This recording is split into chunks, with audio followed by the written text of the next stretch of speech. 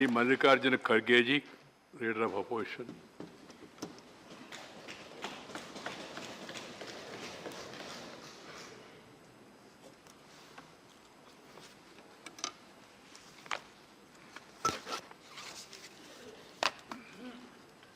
माननीय सभापति जी, थोड़ा सा मुझे कोल्ड इफेक्ट होने की वजह से मेरी आवाज़ उतनी बुलंद नहीं है जितना प्राइम मिनिस्टर ने अपने सारी बातें आपके सामने रखी। और ये ऐसा भी होता है जो पहला वक्ता बात करते हैं, ये बफे सिस्टम टाइप, जो पहले जाते हैं पंक्ति में उनको ज़्यादा खाना मिलता है, जो बाद में वहाँ पर जाएंगे थोड़ा फिर उधर इधर की बातें बोलते हैं। लेकिन मैं आपके सामने चंद बातें रखना चाहता हूँ जो मैं खासकर आपसे एक 30-40 साल से अपनी पहचानत है। आप जनरल सेक्रेटरी इंचार्ज कर्नाटका थे, फिर बीजेपी के प्रेसिडेंट भी थे, फिर ये हमारा सौभाग्य है कि आप 3 बार कर्नाटक से राज्यसभा मेंबर चुन के आए।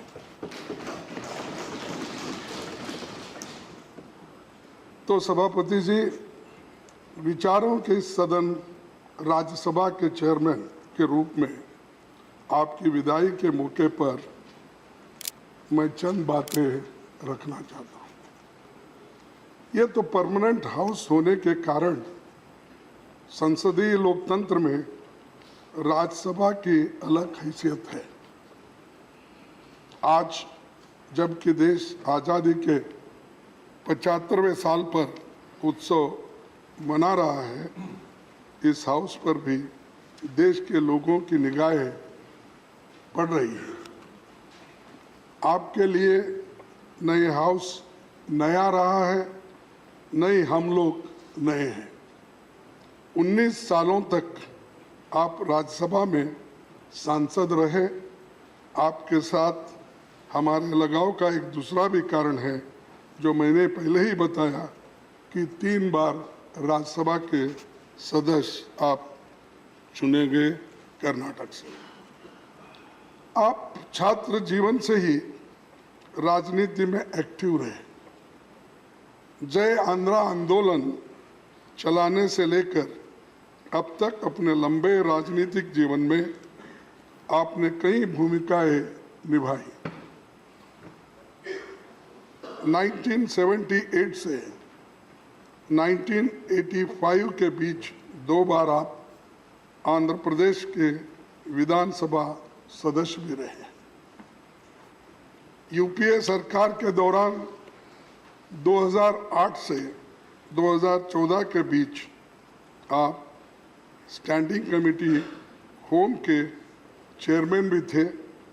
मैं विशेष रूप से आपको ये याद दिलाना चाहता हूँ, आप भूल तो नहीं जाते क्योंकि बहुत से आर्टिकल आपने लिखते ही रहते हैं और अपने पुराने विचारों को भी दोहराते हैं। हम हर पेपर में किसी न किसी दिन वक्त वो पढ़ते ही रहते हैं। लेकिन आपने जो आर्टिकल 371 जे स्टैंडिंग कमेटी के चेयरमैन होने के नाते हम कर्नाटक के लोग जब आपसे अपील किए, ये बहुत दिन से पेंडिंग है और ये जो है एनडीए सरकार में इसको नकारा गया था, लेकिन उसको किसी न किसी तरह से हैदराबाद कर्नाटक एरिया को उसको एक पुष्टि देने के लिए, प्रगति करने के लिए हम उस आर्टिकल 371 जे को यहाँ पर अमेंडमेंट करना चाहते थे। तब आपने फौरन उसको स्वीकार किया। यहाँ तक भी यहाँ पर ऑफिस नहीं था तो हम लोग कर्नाटक भवन में जाके जो चीफ मिनिस्टर थे उनको भी बुला के हम सभी बैठकर उस आर्टिकल 371 जे को आपने स्वीकार किया और वो अमेंडमेंट के रूप में इस सदन में उस सदन में आया। ये भारी जो यूपीए सरकार में जो वायदा किया था वो निभाए, उसके लिए आपका भी मैं धन्यवाद करता हूं। और जो लोग अच्छा काम करते हैं अगर वो याद नहीं करेंगे तो अच्छा नहीं लगता। आपने बहुत बड़ा काम करने के लिए हमको हिम्मत दी और सपोर्ट किया। राज्यसभा में आपने 11 अगस्त 2017 को सभापति के रूप में अपने प्रथम भाषण में कहा था कि मुझे सभा के दोनों पक्षों की संवेदनाओं, नियमों, मेंबर्स के अधिकारों, विशेष अधिकारों और भावनाओं और कुछ अवसरों पर उनकी हताशा की जानकारी है। आपने अपने स्तर पर प्रयास किया, कई तरह के बदलाव की कोशिश के लिए आप सक्रिय रहे और आपने इस बात की पैरवी भी की कि सभी प्रमुख राज्यों में अपर हाउस बनाने के लिए एक राष्ट्रीय नीति बने। इसी तरह महिला आरक्षण बिल पर सहमति बनाने और कई दूसरी बातें आपने खुलकर कही। मुझे भरोसा है कि सरकार ये काम जो आप अधूरा छोड़ के जा रहे हैं उसको पूरा करेगी। जब मैं लोकसभा में विपक्ष को रिप्रेजेंट कर रहा था तब आप शहरी विकास, आवास तथा संसदीय कार्य मंत्री थे।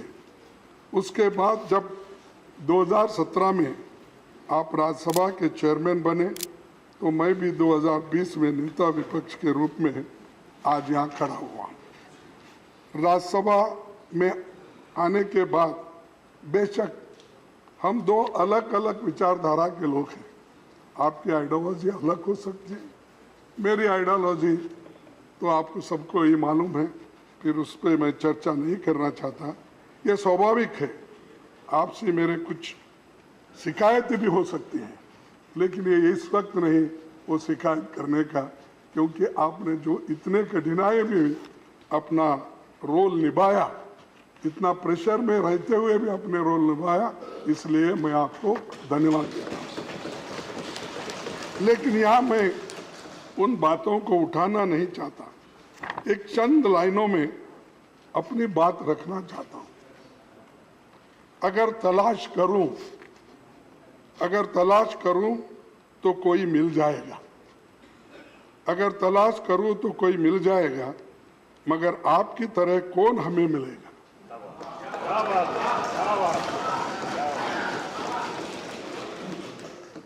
आपके साथ से यह मंजर रौनक जैसा है, आपके साथ से यह मंजर रौनक जैसा है, आपके बाद में मौसम बहुत सताएगा।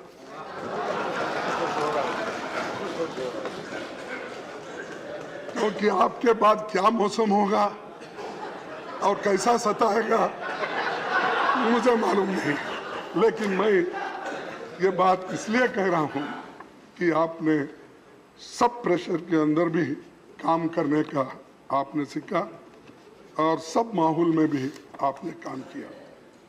आपके संरक्षण में राज्यसभा के अब तक जो प्रधानमंत्री जी ने यहाँ पर नमूद किए कहे 14 फुल सेशन हुए।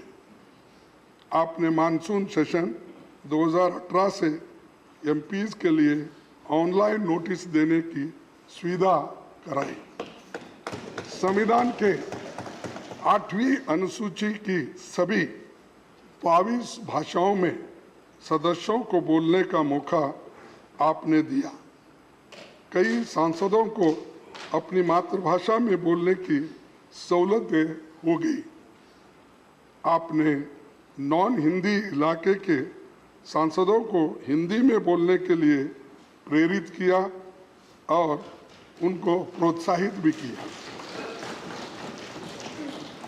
आप जिस रोल में रहे, गांव देहात के लोगों की बात उठाते रहे।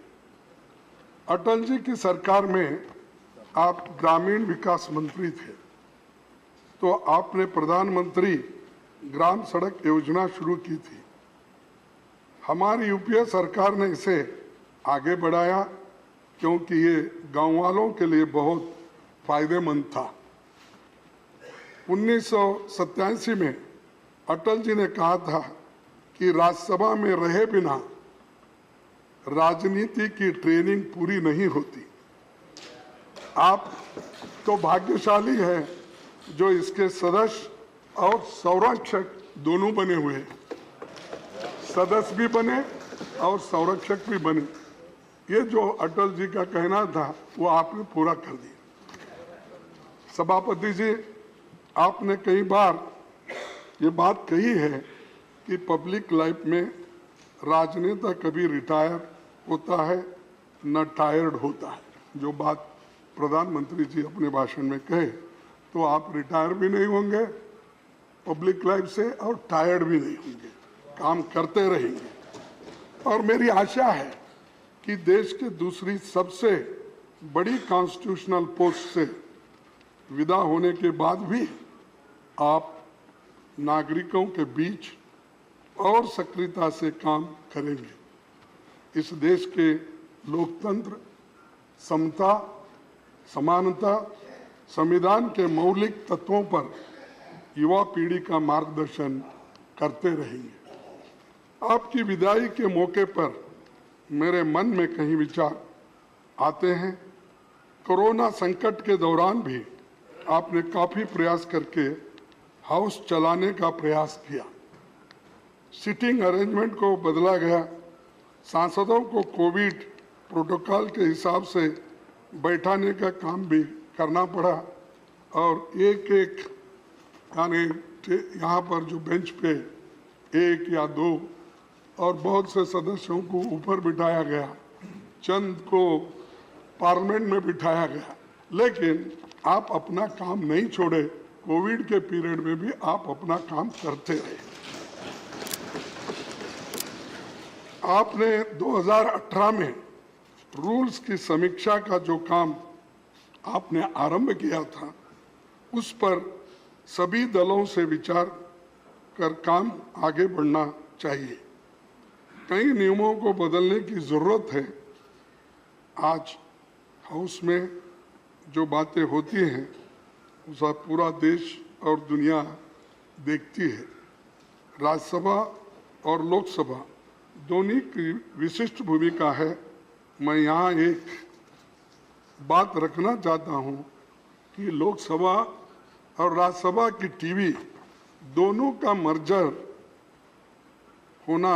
नहीं होना चाहिए था।